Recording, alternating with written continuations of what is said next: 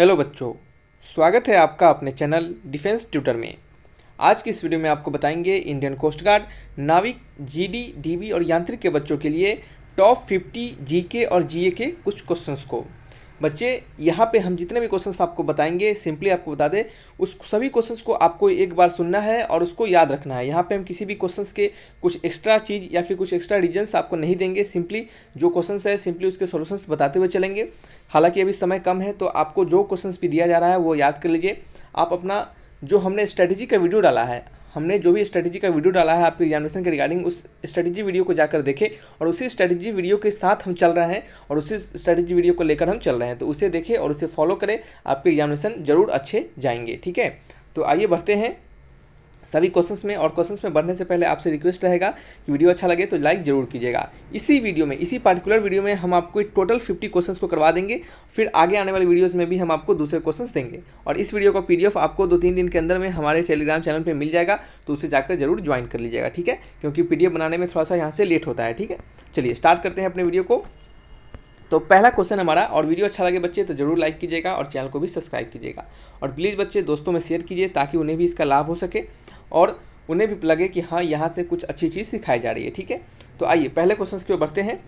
पहला क्वेश्चन हमारा, the Indus valley people trade with the, कहा जा रहा है कि इंडस घाटी के लोगों के साथ कारोबार किया, यानी इंडस घाटी के लोगों थे, जो भी लोग थे वो किन लोगों के साथ कारोबार करते थे। ठीक है, तो याद रखिएगा कि इंडस वैली के जो लोग थे वो कहाँ से बच्चे, मेसोपोटामिया के साथ क्या करते थे बच्चे, मेसोपोटामिया, यानी ऑप्शन नंबर बी, मेसोपोटामियन लोगों के साथ क्या करते थे बच्चे, कारोबार किया करते थे। ठीक है, नेक्स्ट क्वेश्चन है हमारा, हु इन्वेंटेड एरोप्लेन, हवाई जहाज का आविष्कारक किसने किया था। जो हवाई जहाज से आपके एरोप्लेन थे उसको किसने इन्वेंट किया था। ठीक है, तो याद रखिएगा आपने पढ़ा कि हवाई जहाज का जो इन्वेंटर थे वो राइट ब्रदर्स थे और उनका क्या नाम था, एक नाम था बच्चे ऑरविली एंड विलियम राइट। क्या था, ऑरविली एंड विलियम राइट, यानी ऑप्शन नंबर ए आपके सही है। ठीक है, तो जो भी आपको लगता है कि हाँ ये हमारा सही आंसर है, तो जैसे आपके यहाँ पे 1 हो गए, आपके ये 2 नंबर हो गए, तो आपके कितने नंबर आए, आपके टोटल 50 क्वेश्चन में अपना जो स्कोर होगा आप हमें बताइएगा कि सर हमें 25/50 आए या फिर 49/50 आए या फिर बहुत सारे बच्चों का 50/50 आए,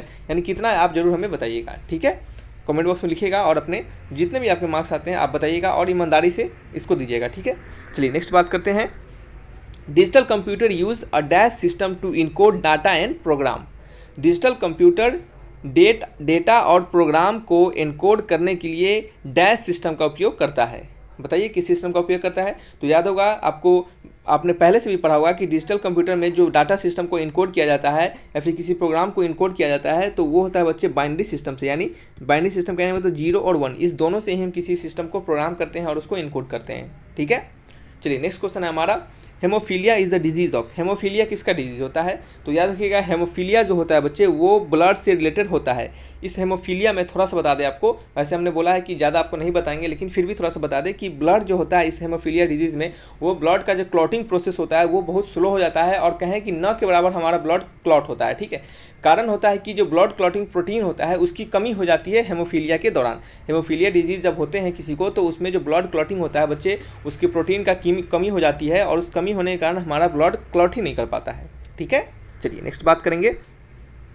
विच of the following Vedas provide information about the civilisation of early Vedic age. कहा जा रहा है कि निम्नलिखित में से कौन सा वेद प्रारंभिक वैदिक युग की सभ्यता के बारे में जानकारी प्रदान करता है। ठीक है, अर्ली सिविलाइजेशन के बारे में हमें बताता है। तो याद रखिएगा कि अर्ली सिविलाइजेशन के बारे में हमें ऋग्वेद बताता है। कौन सा वेद बच्चे, ऋग्वेद। आपने बहुत सारे वेद के बारे में पढ़ा होगा, सभी वेद के नाम भी यहाँ लिखा हुए हैं, ऋग्वेद, यजुर्वेद, अथर्ववेद और सामवेद। ठीक है, यजुर्वेद, अथर्ववेद, सामवेद, ऋग्वेद। ठीक है, ये सभी 4 वेद हैं और इनके नाम भी आप याद रखिएगा। ठीक है, हो सकता है नाम भी कहीं पूछ दे। चलिए नेक्स्ट है आपका, the Indian constitution is. The Indian constitution जो भारतीय संविधान है वो क्या है, एक फेडरल है, एक यूनिटरी है, या फिर क्या है, एक हैप्पी मिक्सचर है फेडरल और यूनिटरी का, या फिर कह सकते हैं ए फेडरल इन नॉर्मल टाइम्स और यूनिटरी इन इमरजेंसी। ठीक है, तो याद रखिएगा कि जो हमारा जो इंडियन कॉन्स्टिट्यूशन है उसे हम क्या कहते हैं बच्चे, सेमी फेडरल कहते हैं। सेमी फेडरल और सेमी फेडरल कहने का मतलब उसमें कुछ यूनिटरी भी होता है और फेडरलिटी भी होता है। ठीक है, तो हम इसको कह सकते हैं आप कि ये एक मिक्सचर है फेडरलिटी का, यानी फेडरल का और यूनिटरी का। ठीक है, चलिए नेक्स्ट क्वेश्चन की बात करेंगे। Indian economy is most appropriately described as a. भारतीय अर्थव्यवस्था सबसे उपयुक्त रूप में वर्णित है। तो याद रखिएगा इंडियन इकोनॉमी जो है बच्चे वो मिक्स्ड इकोनॉमी के रूप में वर्णित है। तो बच्चे क्या बोल रहे थे कि जब हमारे जवाहरलाल नेहरू को पहली बार जो प्रधानमंत्री बनाया गया था, प्राइम मिनिस्टर बनाया गया था, सॉरी हमने प्रेसिडेंट अभी बोल दिया है, सो इसके लिए सॉरी। तो क्या है, जब उन्हें पहली बार जो प्राइम मिनिस्टर बनाया गया था तो उन्होंने कहा था कि हमारा जो देश रहेगा वो क्या होगा, एक मिक्स्ड इकोनॉमी को फॉलो करेगा, यानी उसमें प्राइवेट सेक्टर और गवर्नमेंट सेक्टर यानी पब्लिक सेक्टर सभी अलग अलग रहेंगे। ठीक है, तो इस टाइप से हमें कहा जाता है कि ये कैसा हमारा भारतीय इकोनॉमी है, ये एक मिक्स्ड इकोनॉमी है। क्या है बच्चे, एक मिक्स्ड इकोनॉमी। ठीक है, चलिए किसने कहा था, प्रधानमंत्री जो हमारे जवाहरलाल नेहरू थे, पहले प्रधानमंत्री भारत के, उन्होंने इसके बारे में बताया था। ठीक है, तो आपको भी इतना नहीं जानना है, सिंपली समझना है कि जो इंडियन इकोनॉमी है हमारा वो एक मिक्स्ड इकोनॉमी को फॉलो करता है। ठीक है, चलिए नेक्स्ट है हमारा when is the national girl child day celebrate, यानी नेशनल जो गर्ल चाइल्ड डे है इंडिया के वो कब मनाया जाता है। तो नेशनल गर्ल चाइल्ड डे बच्चे 24 फरवरी को मनाया जाता है, यानी सॉरी 24 फरवरी का रहे 24 जनवरी को, किसको बच्चे 24 जनवरी को, यानी 24 जनवरी को हम नेशनल चाइल्ड डे मनाते हैं। ठीक है, 24 जनवरी। ठीक है, चलिए नेक्स्ट क्वेश्चन की ओर बढ़ते हैं। जो भी आपकी इसके पीडीएफ हैं आपको कुछ दिन में प्रोवाइड करवा दिए जाएंगे, तो आप टेंशन नहीं लीजिएगा, ज़्यादा से ज़्यादा 1 से 1.5 दिन डिले होगा, लेकिन आप हमेशा यहाँ से क्वेश्चंस को प्रैक्टिस जरूर कीजिएगा। ऐसा नहीं कि पीडीएफ मिल जाए तो आप देखिए नहीं, आप जरूर देखिए किसी भी चीज़ को हमेशा याद रखिए कि जो याद करने वाले चीज़ होते हैं उसे आप जितनी बार सुनिएगा उतना ज़्यादा आपको वह याद रहेगा। ठीक है, चलिए और अपना प्रैक्टिस सेट के तौर पर इसे आप लेते चलिए। ठीक है, पहला फिर क्वेश्चन है हमारा 9 नंबर क्वेश्चन, उसमें कहा जा रहा है कि a dash is hardware use to read disk, dash disk को पढ़ने के लिए हार्डवेयर का उपयोग किया जाता है। ठीक है, किस डिस्क को पढ़ने के लिए हार्डवेयर का उपयोग किया जाता है, तो बच्चे ये डिस्क ड्राइव को पढ़ने के लिए हार्डवेयर का उपयोग किया जाता है। नेक्स्ट क्वेश्चन हमारा लार्जेस्ट मैमल इज, तो लार्जेस्ट मैमल कौन सा होता है, लार्जेस्ट मैमल हमारा होता है बच्चे ब्लू व्हेल। क्या होता है, ब्लू व्हेल। ठीक है, ब्लू व्हेल क्या होता है बच्चे, ब्लू व्हेल। ठीक है, चलिए नेक्स्ट क्वेश्चन की बात करेंगे। Respiration occurs in fishes through, तो ये बहुत सिंपल क्वेश्चन है कि हमारे फिशेस में जो रेस्पायरेशन ऑकर होता है वो किसके थ्रू होता है, तो वो होता है बच्चे आपके गिल्स के थ्रू। क्या होता है, गिल्स के थ्रू। आपको अगर बच्चे बायोलॉजी के कुछ इंपॉर्टेंट क्वेश्चन चाहिए, बायोलॉजी के कुछ आपके क्वेश्चन चाहिए तो आप हमें कमेंट बॉक्स में लिखकर बताइएगा कि हाँ सर बायोलॉजी के कुछ क्वेश्चन दीजिए, और आपको जितना ज़्यादा कमेंट रहेगा कि हाँ सर इस पर लगभग 50+ 60+ कमेंट हो जाएंगे कि हाँ बायोलॉजी पे क्वेश्चन दीजिए, तो हम आपको एक जो वीडियो है लगभग 50-60 क्वेश्चन के बायोलॉजी पर भी आपको दे देंगे। ठीक है, और हमारा बच्चे टारगेट है कि प्लीज़ इस वीडियो में लगभग आप 500 लाइक्स को कंप्लीट करवा दीजिएगा, ताकि हमें देखकर खुशी मिलेगी कि हमने मेहनत किया तो बच्चे ने इसको सराहा। ठीक है, चलिए नेक्स्ट क्वेश्चन है हमारा हु एस्टेब्लिश शांति निकेतन, तो शांति निकेतन को किसने एस्टेब्लिश किया था, तो शांति निकेतन को एस्टेब्लिश किया था बच्चे रविंद्रनाथ टैगोर ने, यानी ऑप्शन नंबर सी। ठीक है, चलिए नेक्स्ट क्वेश्चन की बात करेंगे। The immortal national song Vande Mataram has been written by, simple question है, ये सभी कुछ क्वेश्चन हमने सिंपल भी दिया है ताकि कुछ बच्चे हर एक बच्चे का कुछ स्कोर आए। ठीक है, अब देखिए कभी भी एग्जामिनेशन जब भी सेट किया जाता है बच्चे तो हमेशा टफ क्वेश्चन से नहीं दिया जाता, हर टाइप के क्वेश्चन उसमें रहते हैं ताकि कोई बच्चा डिमोरलाइज ना हो। ठीक है, चलिए नेक्स्ट क्वेश्चन हमारा कि जो हमारा जो नेशनल सॉन्ग था वंदे मातरम वो किनके द्वारा लिखा गया था, तो ये सिंपल सा क्वेश्चन है कि वंदे मातरम लिखा गया था बच्चे बंकिम चंद्र चटर्जी और कह सकते हैं आप बंकिम चंद्र चट्टोपाध्याय। क्या है, बंकिम चंद्र चटर्जी और बंकिम चंद्र चट्टोपाध्याय। ठीक है, दोनों एक ही चीज़ है, दोनों एक ही का नाम था, बंकिम चंद्र चटर्जी और बंकिम चंद्र चट्टोपाध्याय। क्यों नाम थोड़ा सा अलग है इसके भी रीजन है, लेकिन हम यहाँ पे आपको नहीं बताएंगे, अन्यथा वीडियो बड़ा हो जाएगा और कोई अभी यहाँ पे आपको जानना का उसका जरूरत नहीं है। ठीक है, चलिए यहाँ पे नेक्स्ट क्वेश्चन है कि the NETA app that seeks to let Indian voters rate their elected representatives is inspired by which country approval system, कहा जा रहा है भारतीय मतदाताओं को अपने निर्वाचित प्रतिनिधियों को प्रेरित करने की कोशिश करने वाला NETA ऐप किस देश से प्रेरित है। ठीक है, ये कहा जा रहा है, यानी जो आप अपने जो भी आपके वोटर्स, आप अगर वोटर्स हैं तो आपके जो भी इलेक्टेड रिप्रेजेंटेटिव्स है, यानी जो भी आपके इलेक्शन में खड़े हुए हैं, तो आप उनको रेटिंग देने के लिए जो ऐप का इस्तेमाल किया गया था NETA ऐप का, तो वो किस देश से प्रेरित होकर ऐसा बनाया गया था, ऐसा किया गया था। ठीक है, तो वो आपके यूनाइटेड स्टेट यानी अमेरिका को देखकर ऐसा किया गया था। ठीक है, चलिए नेक्स्ट बात करेंगे। Which country is known as land of midnight sun, तो मिडनाइट सन हम किस कंट्री को नाम से जानते हैं, लैंड ऑफ मिडनाइट सन के, यानी आपके मिडनाइट सन की भूमि के रूप में किस देश को जाना जाता है, यानी लैंड ऑफ मिडनाइट सन हम किस देश को जानते हैं कि लैंड ऑफ मिडनाइट सन उसे कहा जाता है। ठीक है, तो याद रखिएगा कि नॉर्वे को हम लैंड ऑफ मिडनाइट सन के नाम से भी जानते हैं। ठीक है, what is the total strength of Rajya Sabha, Rajya Sabha का टोटल स्ट्रेंथ कितना होता है, तो याद रखिएगा राज्यसभा का जो टोटल स्ट्रेंथ होता है वो कितना होता है बच्चे 250, कितना होता है बच्चे 250। तो कितने टोटल स्ट्रेंथ होते हैं राज्यसभा में, तो राज्यसभा में टोटल 250 स्ट्रेंथ होते हैं। ठीक है, कितने 250 मेंबर्स होते हैं। और हालांकि आपको थोड़ा सा इसके बारे में बता दें कि ये कहीं आपके काम आ सकते हैं, तो ये जो 250 मेंबर्स होते हैं बच्चे राज्यसभा में, फिर से लिखते हैं इसको थोड़ा अच्छे से। ये जो 250 मेंबर्स होते हैं आपके राज्यसभा में, इसमें से जो बच्चे 238 मेंबर्स होते हैं, मेंबर्स MEM लिख देते हैं, ठीक है। इसमें जो 238 मेंबर्स होते हैं ये आपके स्टेट्स एंड यूनियन टेरिटरीज को रिप्रेजेंट करते हैं। किसके बच्चे? स्टेट्स एंड क्या बच्चे, मार्कर नहीं काम कर पा रहा है, स्टेट्स एंड यूनियन, चलिए ठीक है बच्चे, मार्कर काम नहीं कर पा रहा था, यूनियन सॉरी बच्चे रहने देते हैं, लिखते नहीं है क्योंकि ये मार्कर काम नहीं कर पा रहा है। तो थोड़ा सा आपको बस इस तरह समझा देते हैं कि जो हमारा जो 250 इसमें जो मेंबर्स होते हैं आपके राज्यसभा में, उसमें से 238 मेंबर जो होते हैं बच्चे ये यूनियन टेरिटरीज और क्या बच्चे स्टेट्स को रिप्रेजेंट करते हैं। और इसमें जो बच्चे 12 जो बच गए मेंबर्स, जो 12 मेंबर्स बच जाते हैं, तो वो किसको रिप्रेजेंट कर सकते हैं? वो रिप्रेजेंट करते हैं बच्चे वो 12 मेंबर्स को जो नॉमिनेट होते हैं, वो कहाँ से होते हैं बच्चे? प्रेसिडेंट के द्वारा होते हैं, ठीक है। यानी 250 मेंबर्स होते हैं, इसमें से 238 मेंबर्स आपके स्टेट और यूनियन टेरिटरीज को रिप्रेजेंट करते हैं और 12 मेंबर्स जो होते हैं वो प्रेसिडेंट के द्वारा नॉमिनेट किया जाता है, ठीक है।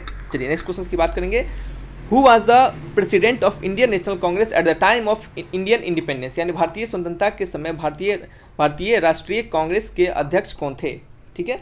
यानी आपके इंडिपेंडेंस के समय जो हमारे प्रेसिडेंट थे, who was the president of the Indian national Congress at the time of Indian independence? यानी इंडियन इंडिपेंडेंस के समय जो हमारे इंडियन नेशनल कांग्रेस के प्रेसिडेंट कौन थे? तो याद रखिएगा इंडियन नेशनल कांग्रेस के प्रेसिडेंट उस समय थे बच्चे JB कृपलानी। क्या थे बच्चे? JB Kripalani, option number C, यानी JB कृपलानी, ठीक है। चलिए नेक्स्ट है आपका RK लक्ष्मण एक्सेल्ड एज, यानी RK लक्ष्मण को किस रूप से हम जानते हैं? यानी उन्हें RK लक्ष्मण को हम किस चीज़ के बारे में जानते हैं, आखिर वो किस फील्ड से बिलोंग करते थे, समझ रहे हैं? तो यहाँ से हम आपको बता दें कि RK लक्ष्मण थे जो बच्चे, वो उन्हें कार्टूनिस्ट के नाम से जानते हैं। वो एक अच्छे कार्टूनिस्ट थे, यानी उनका काम था कार्टून बनाना, ठीक है। RK लक्ष्मण का वो क्या थे? एक अच्छे कार्टूनिस्ट थे। क्या थे बच्चे? कार्टूनिस्ट थे, जर्नलिस्ट नहीं थे, राइटर भी नहीं थे, आपके नन ऑफ दीज नहीं है ऑप्शन, क्या होगा? कार्टूनिस्ट, ठीक है, कार्टूनिस्ट थे। चलिए नेक्स्ट बात करेंगे।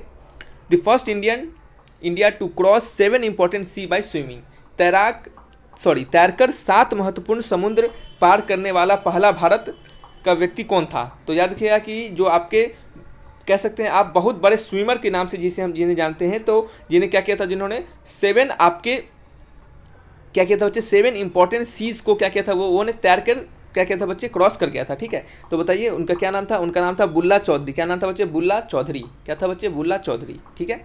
नेक्स्ट क्वेश्चन हमारा, which one of the following is the air pollutants of big city? यानी बिग सिटी में जो एयर पोल्यूटेंट्स होते हैं तो वो किस कारण से होते हैं? तो याद रखिएगा कि वो लीड के कारण से होते हैं, यानी लीड क्या होता है बच्चे? लीड के कारण से। और हालांकि ये जो लीड होता है बच्चे, वो ज़्यादातर आपके जो भी फॉसिल फ्यूल्स होते हैं उसमें पाया जाता है, और आपके ट्रक, कार, बसेस, इन सभी में इसका यूज होता है। इस कारण से क्या होता है बच्चे? आपका ज़्यादा ये पॉल्यूशन फैलाता है किसी भी शहर में, ठीक है। तो क्या हो गया इसका आंसर? ऑप्शन नंबर सी, यानी लीड के कारण, ठीक है। चलिए नेक्स्ट क्वेश्चन की बात करेंगे। This is a permanent storage device, यानी परमानेंट स्टोरेज डिवाइस हम किसे जानते हैं? हार्ड डिस्क को हम परमानेंट स्टोरेज डिवाइस के नाम से जानते हैं, ठीक है। यानी कंप्यूटर में जो हार्ड डिस्क होता है वो एक परमानेंट स्टोरेज डिवाइस होता है, ठीक है। अब नेक्स्ट क्वेश्चन हमारा, the first explosion of atomic device in India was carried out in the state of? यानी भारत में परमाणु उपकरण का पहला विस्फोटक राज्य में किया गया था। यानी पहला जो परमाणु थे, यानी एटॉमिक जो डिवाइसेस थे, उनका पहला विस्फोट किस राज्य में किया गया था, ठीक है। आपसे ये पूछा जा रहा है। तो याद रखिएगा कि पहला विस्फोट जो किया गया था वो राजस्थान में किया गया था, ठीक है। चलिए नेक्स्ट क्वेश्चन की ओर बढ़ जाते हैं। Gas release during Bhopal gas tragedy, ये बहुत सिंपल क्वेश्चन है, बहुत बार देखने के लिए मिलता है। तो भोपाल गैस ट्रेजेडी के दौरान जो गैस रिलीज हुआ था वो क्या हुआ था बच्चे? उसका नाम था मिथाइल आइसोसाइनेट। क्या होता है बच्चे? Methyl isocyanate. अब मिथाइल आइसोसाइनेट का फॉर्मूला यहाँ जानने का आपको कोई जरूरत नहीं है, ठीक है। तो क्या है बच्चे? मिथाइल आइसोसाइनेट, ठीक है। नेक्स्ट क्वेश्चन है हमारा, विच of the following is not an agency of UN? इन सभी में से कौन सा ऐसा है, यानी निम्नलिखित में से कौन यूनियन की एजेंसी नहीं है? UN की एजेंसी नहीं है, यानी निम्नलिखित में से कौन UN की एजेंसी नहीं है? तो याद रखिएगा कि international committee of red cross, यानी international committee of red cross जो होते हैं वो आपके UN की एजेंसी नहीं माने जाते हैं, ठीक है। चलिए नेक्स्ट क्वेश्चन की बात करेंगे। Eco mark is given to an Indian product which is? यानी देखते होंगे आपको इको मार्क दिखता हुआ कि बहुत सारे इंडियन प्रोडक्ट पे, हमारे भारतीय प्रोडक्ट पे, तो वो क्या बताता है? क्या वो बताता है कि वो रिच इन प्रोटीन है, या बताता है कि इन्वायरमेंटल फ्रेंडली है, या बताता है इकोनॉमिकली विएबल है, या फिर बताता है हमें प्योर और अनएडल्टरेटेड है, ठीक है। तो चलिए आपको बताना है कि क्या कौन सा ऑप्शन इसके रिगार्डिंग सही है। तो याद रखिएगा जो इको मार्क दिया जाता है इंडियन प्रोडक्ट पे, वो इन्वायरमेंटल फ्रेंडली बताता है, यानी इकोसिस्टम फ्रेंडली होता है, यानी इससे कोई हमारा इकोसिस्टम को, यानी कोई हमारे वातावरण को वो हार्म नहीं करेगा, ठीक है। वो इस चीज़ को दर्शाता है, ठीक है। चलिए नेक्स्ट क्वेश्चन है, a dash contain specific rules and word that express the logical steps of an algorithm. Dash में विशिष्ट नियम और शब्द हैं जो एक एल्गोरिदम ताक तो चलिए बच्चे, नेक्स्ट क्वेश्चन क्या है हमारा, क्वेश्चन नंबर 26, इसको फिर से एक बार पढ़ते हैं। A dash contains specific rules and words that express the logic steps of an algorithm.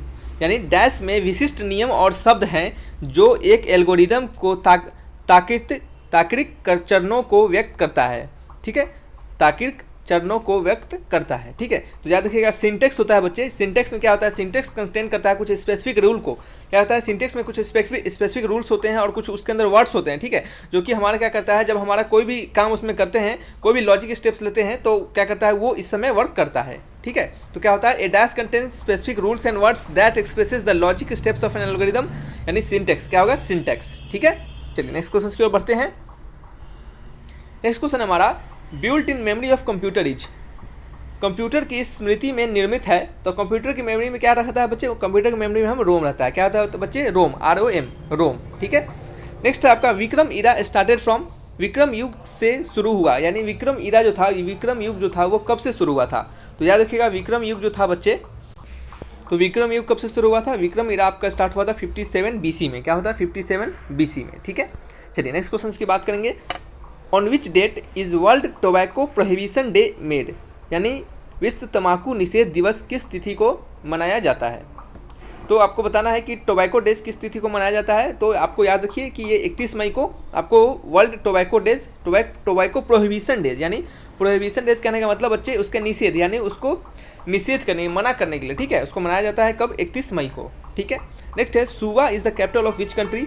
सुवा किस देश की राजधानी है, तो सुवा है बच्चे फिजी, यानी फिजी देश की राजधानी है। ठीक है, चलिए नेक्स्ट क्वेश्चन की ओर बढ़ते हैं। Gavaskar and Border trophy is related to. Gavaskar and Border trophy संबंधित है किस खेल से। तो गवास्कर एंड बॉर्डर ट्रॉफी आपको पता है कि ये क्रिकेट से संबंधित है, और ये टेस्ट क्रिकेट में बच्चों, टेस्ट क्रिकेट में इसको दिया जाता है। ठीक है, चलिए नेक्स्ट है, Kakrapar project is related to which river. Kakrapar परियोजना किस नदी से संबंधित है। तो काकरा पार योजना बच्चे किन से, कौन से नदी से, ताप्ती नदी से, ताप्ती रिवर से संबंधित है। ठीक है, चलिए नेक्स्ट क्वेश्चन की ओर बढ़ते हैं। चलिए क्वेश्चन नंबर 33 क्या है हमारा, in the context of the following minerals India is about 1/4 of the world is known for its deposit.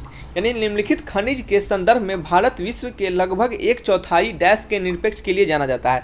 तो आपको बता दें कि भारत जो है, हमें आपको बताना है कि भारत जो होता है बच्चे, वो लोहे, यानी आपके जो आयरन है उसके लिए जाना जाता है कि वो वर्ल्ड के 1/4 आयरन को कंटेन करता है। ठीक है, क्या करता है, वर्ल्ड के 1/4 आयरन को कंटेन करता है। तो क्या हो गया, आंसर ऑप्शन नंबर ए हो गया। ठीक है, चलिए नेक्स्ट क्वेश्चन है, which Indian states were captured under the doctrine of लैप्सी।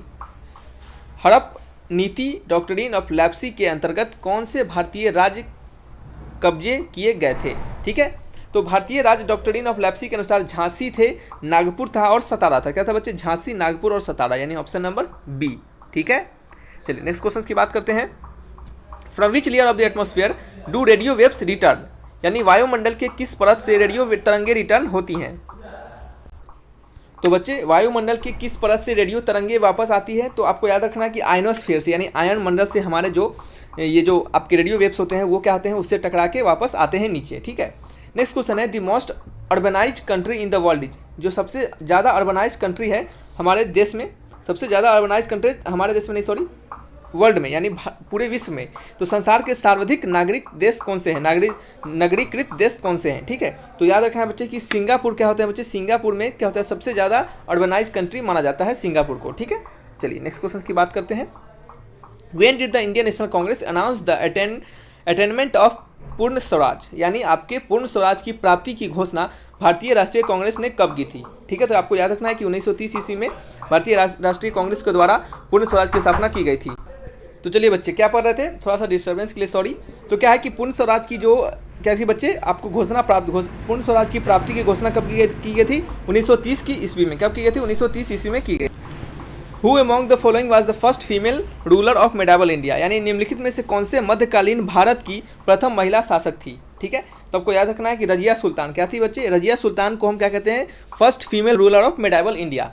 ठीक है, चलिए, which river merges into Ghaggar river in Sangrur Punjab. यानी कौन सी नदी पंजाब के संगरूर में घग्गर नदी से मिलती है। ठीक है, तो आपको याद रखना है कि कौन सी नदी है, ये एक सरस्वती नदी है। कौन सी नदी, सरस्वती नदी मिलती है। ठीक है, चलिए नेक्स्ट क्वेश्चन है हमारा, Raniganj is related to in West Bengal. Raniganj जो है वो किस चीज़ से रिलेटेड है जो कि वेस्ट बंगाल में होते, जैसे देखिए रानीगंज जो है वो वेस्ट बंगाल में, ठीक है। तो आखिर ये रानीगंज है वो किस चीज़ से रिलेटेड है, कॉपर से, लोहा से, कोयला से या फिर मैग्नीज से, ठीक है। तो आपको याद रखना है कि रानीगंज जो पंजाब वेस्ट बंगाल में है स्थित, वो आपके कोयला क्षेत्र से क्या है, कोयला क्षेत्र से रिलेटेड है, ठीक है, यानी उसको कोयला से संबंधित है, ठीक है।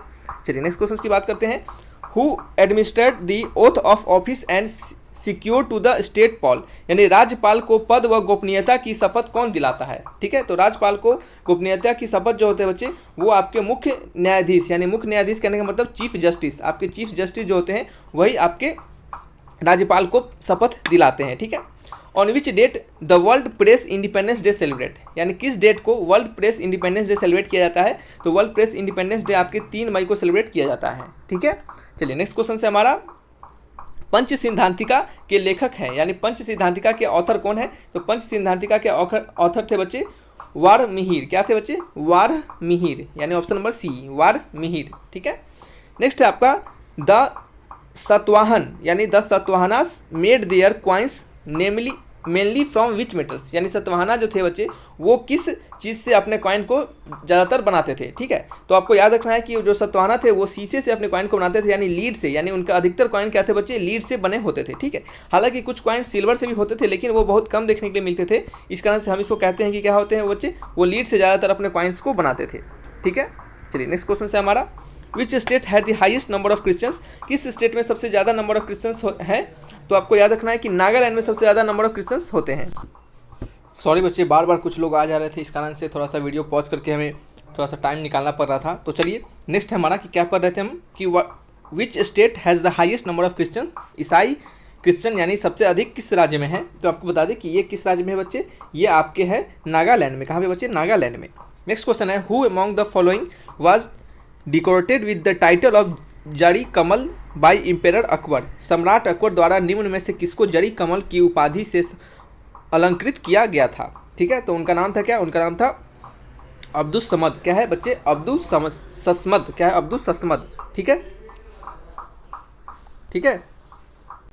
चलिए नेक्स्ट क्वेश्चन क्या है हमारा, नेक्स्ट क्वेश्चन है the rust by which of the following, रष्टकुटो को निम्नलिखित में से किसके द्वारा उखाड़ फेंका गया था, ठीक है। तो रष्टकुटो किसके द्वारा उखाड़ फेंका गया था, वो तैलब द्वितीय के द्वारा, क्या बच्चे, तैलब द्वितीय के द्वारा। नेक्स्ट क्वेश्चन है which is the longest river in south India, दक्षिण भारत में सबसे लंबी नदी कौन सी है, तो दक्षिण भारत की सबसे लंबी नदी बच्चे गोदावरी होती है, क्या है बच्चे, गोदावरी है, ठीक है। चलिए नेक्स्ट क्वेश्चन है हमारा, which is capital of Cuba, Cuba की राजधानी कौन सी है, तो क्यूबा की राजधानी है बच्चे हवाना, HAVANA। नेक्स्ट है what is retirement age of supreme court of जज, तो सुप्रीम कोर्ट ऑफ जज यानी सुप्रीम कोर्ट के न्यायाधीश की सेवा निवृत्ति आयु क्या है, उनकी रिटायरमेंट एज क्या होती है, तो उनकी रिटायरमेंट एज 65 ईयर्स होते हैं, ठीक है। तो चलिए बच्चे ये कुछ आपके 50 इंपॉर्टेंट क्वेश्चन थे, और सॉरी फॉर दैट बच्चे, अभी थोड़ा सा माइंड डिस्टर्ब हो गया है क्योंकि बहुत बार बच्चे वीडियो पॉज करना पड़ा है और कुछ लोग आ जा रहे थे, उनसे मिलना पड़ रहा था, तो इस कारण से सॉरी। तो वीडियो कहीं तक रखते हैं, अगर अच्छा लगा तो लाइक एंड सब्सक्राइब जरूर कीजिएगा। तो thanks for watching my video, तब तक के लिए बाय बाय।